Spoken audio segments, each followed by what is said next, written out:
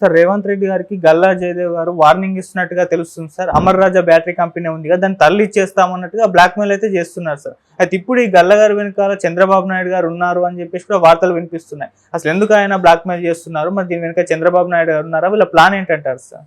అమర్ రాజా batteries general వాళ్ళ company, Amar రాజా batteries సంబంధించిన గల్లా జయదేవ్ నిన్న ఒక స్టేట్మెంట్ ఇచ్చాడు. ఇదేంటంటే మాకు గతంలో కొన్ని ఇండస్ట్రియల్ ఇన్సెంటివ్స్ ఇస్తామన్నారు, సో ఆ హామీలు నెరవేరకపోతే మేము వెళ్ళిపోతాము, ఎక్స్పాండ్ చెయ్యము అనేది చెప్పారు. దీన్ని అందుకున్న కేటీఆర్ ఆల్రెడీ కేఎస్ టెక్నాలజీ వాళ్ళు గుజరాత్ వెళ్ళిపోయారు, చెన్నై వెళ్ళిపోయారు. తర్వాత కార్నింగ్ కేఎస్ టెక్నాలజీ వాళ్ళేమో గుజరాత్ వెళ్ళిపోయారు, కార్నింగ్ ప్లాంట్ వాళ్ళేమో చెన్నై వెళ్ళిపోయారు. ఇప్పుడు అమర్ రాజా కూడా వెళ్ళిపోతూ ఉంటున్నారు. ఈ రేవంత్ రెడ్డి ప్రభుత్వం చేతగాంది దద్దమ్మదని ఇంకా ఆయన పద్ధతులు ఆయన విమర్శించాడు. అసలు యాక్చువల్గా ఏంటంటే అమర్ రాజా కంపెనీస్ బ్యాటరీస్ కంపెనీస్ సంబంధించి మహబూబ్ నగర్ దగ్గర దివిటిపల్లి అనే గ్రామంలో 2 రకాల ప్రాజెక్ట్స్ని వాళ్ళు పెట్టబోతున్నారు. ఒకటి green field manufacturing facility for lithium and ion battery making అనమాట. ఇది 16 గిగావాట్లతో ఇది పెడుతున్నారు. రెండవది బ్యాటరీ ప్యాక్ అసెంబ్లింగ్ అనమాట. ఇది 5 గిగావాట్ల సామర్థ్యంతో పెడుతున్నారు. వీళ్ళది ఏంటంటే మొన్న ఏం జరిగిందంటే customer qualification plant cell manufacturing phase 1 బ్యాటరీకి సంబంధించి 1.5 గిగావాట్తో స్టార్ట్ అయింది. దాని ఓపెనింగ్ అప్పుడు ఈ గల్లా జయదేవ్ ఈ కామెంట్స్ చేశాడు. సో ఆయన క్లియర్గా ఆయన ఏం చెప్పాడంటే మాకు కొన్ని ఇండస్ట్రియల్ ఇన్సెంటివ్స్ ఇస్తా అన్నారు, అందువల్ల 10 ఏళ్లలో మేము ఈ 2 ఫేజీలు ఈ 16 గిగావాట్ల అది ఒకటి, అదేమో మ్యానుఫ్యాక్చరింగ్, తర్వాత అసెంబ్లింగ్ 5 గిగావాట్ల అసెంబ్లింగ్ ప్లాంటు, ఈ రెండింటికి సంబంధించి 10 ఏళ్లలో 9,500 కోట్లతో మేము ఈ ప్రాజెక్ట్ చేయబోతున్నాం. మాకు కేసీఆర్ ప్రభుత్వం ఉన్నప్పుడు మాకు ఇండస్ట్రియల్ ఇన్సెంటివ్స్ ఇస్తానన్నారు, అందుకని మేము వచ్చాము. ఇప్పుడు అవి కానీ నెరవేర్చకపోతే మేము వెళ్ళిపోతాము, నెరవేర్చే పరిస్థితి కనిపించట్లేదు, ఇక్కడ ఆర్థిక పరిస్థితి బాగాలేదు అనేది ఆయన కామెంట్ చేశాడు. ఇప్పుడు నాలాంటి వాళ్ళకి వచ్చే డౌట్ ఏంటంటే రేవంత్ రెడ్డి ప్రభుత్వం నెరవేర్చనని ఏమన్నా నీకు చెప్పిందా? చెప్పలేదు కదా. ఆయన కూడా అనట్లే ప్రభుత్వం నెరవేర్చదని చెప్పిందని అనట్లే, నెరవేర్చకపోతే అంటున్నాడు. నెరవేర్చకపోతే నేను వెళ్ళిపోతాను అని చెప్పాల్సిన అవసరం ఏమొచ్చిందంటే ఆర్థిక పరిస్థితి బాగాలేదు అంటున్నాడు. ఆర్థిక పరిస్థితి ఏ రాష్ట్ర పరిస్థితి దీనికంటే బెటర్గా ఉంది? ఆంధ్రప్రదేశ్ బెటర్గా ఉందా? కర్ణాటక బెటర్గా ఉందా?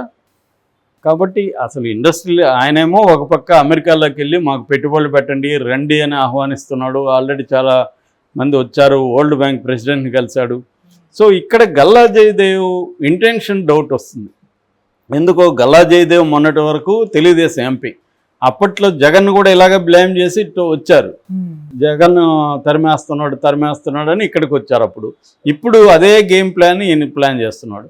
అప్పుడు జగన్ని బ్లేమ్ చేయాలనే ఇటు వచ్చారు. అక్కడ ఇప్పటికీ కంపెనీ ఉంది తిరుపతి దగ్గర, అమర్రాజా బ్యాటరీస్, ఎక్కడికి పోలా. ప్లాంట్ ఎక్స్టెన్షన్స్ వేరే కొత్తవి పెట్టేటప్పుడు వాళ్ళు అనేక విషయాలను చూసుకొని వస్తారు. అలాగా ఇక్కడికి వచ్చారు. ఒకే రాష్ట్రంలో ఏ కంపెనీ కూడా ఉండదు, పలు రాష్ట్రాల్లో ఉంటుంది. ఇప్పుడు మన రఘురామకృష్ణరాజుకి 9 రాష్ట్రాల్లో ఉన్నాయి. ఆయనకి మరి ఆంధ్రప్రదేశ్ మీద ప్రేమ లేదని అనుకోవచ్చు. ఆయన ఆంధ్రప్రదేశ్లోనే అన్నీ పెట్టలేరు కదా ఎవరు కూడా. రకరకాల అంటే వాళ్ళ బేస్ మెటీరియల్ కావచ్చు, అది ఎక్కడ దొరుకుతుంది, తర్వాత సప్లై చైన్ ఎక్కడ ఉంటుంది, డిస్ట్రిబ్యూషన్ నెట్వర్క్ ఎలా ఉంటుంది, ప్రభుత్వం నుంచి ఇన్ఫ్రాస్ట్రక్చర్ ఫెసిలిటీస్ ఏమున్నాయి, స్ట్రాటజిక్గా ప్లేస్ ఎట్లాంటిది, ఇవన్నీ అనేక అంశాలు చూస్తారు. అట్లాగే మనం పెడుతున్న కంపెనీకి సంబంధించి ఇతర కంపెనీలు అక్కడ ఏరియాలు ఏమున్నాయి, అనేక అంశాలని చూసి ఇండస్ట్రీస్ వస్తుంటాయి తప్ప ఓన్లీ గవర్నమెంట్ రమ్మంటే వెళ్ళిపోవు ఎగేసుకుంటే ఎక్కడికి కూడా. వాటికంతా అన్నీ ఉండాలి. ఇక్కడ Hyderabad strategically very important city, ఇక్కడ మ్యాన్ పవర్ ఉంది, తర్వాత ఫెసిలిటీస్ ఇక్కడ బాగున్నాయి. ఇటువంటి సిటీ ఆంధ్రప్రదేశ్లో లేదు. అందువల్ల ఆంధ్రప్రదేశ్లో పెట్టుబడులు రావడం కొద్దిగా మోర్ డిఫికల్ట్.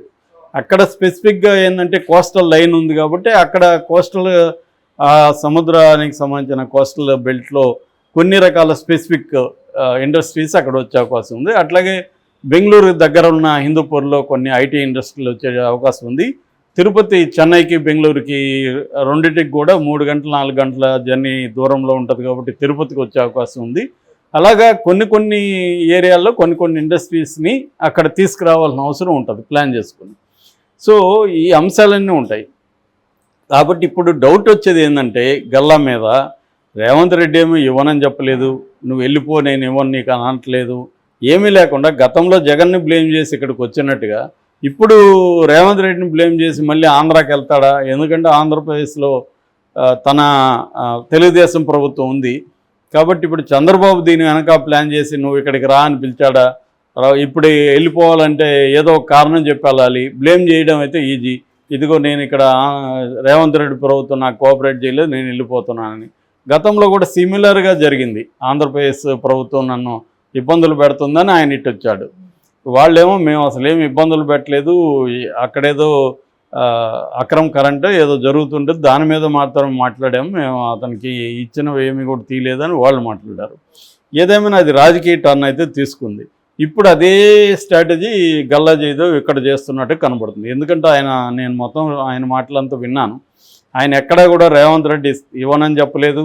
రేవంత్ రెడ్డి ఆర్థిక పరిస్థితి గురించి ఆయనేమో ఘోరంగా ఉంది, నేను ఎవరికి ఏమి ఇండస్ట్రీగా ఇవ్వలేను, నిజానికి ఫ్యూచర్ సిటీ కడతాను, ఇంకా డెవలప్ చేస్తాను హైదరాబాద్ని, చుట్టుపక్కల ఇప్పుడు ఎట్లాగైతే సికింద్రాబాదు, హైదరాబాదు, సైబరాబాద్ ఉన్నాయో 4th సిటీ నేను డెవలప్ చేస్తాను, అసలు హైదరాబాదు ఫ్యూచర్ స్టేట్గా నేను మారుస్తానని దీనికి ఒక పేరు కూడా పెట్టి రేవంత్ రెడ్డి చేస్తున్నాడు. ఏ గవర్నమెంట్ వచ్చినా ఖచ్చితంగా వాళ్ళు ఏం చేస్తారంటే కనీసం వాళ్ళ ప్రయోజనాలు దృష్టిలో పెట్టుకున్న 2 రకాల ప్రయోజనాలు ఆశిస్తారు. ఒకటి, డబ్బులు తినడానికి పెద్ద ఎత్తున అభివృద్ధి కార్యక్రమాలు చేయకపోతే డబ్బులు తినలేరు, అదే ఒకటి. రెండవది, మళ్ళీ అధికారంలోకి రావాలంటే పెద్ద ఎత్తున నేను అభివృద్ధి చేస్తానని చెప్పుకోవడానికైనా అభివృద్ధి చేయాలి.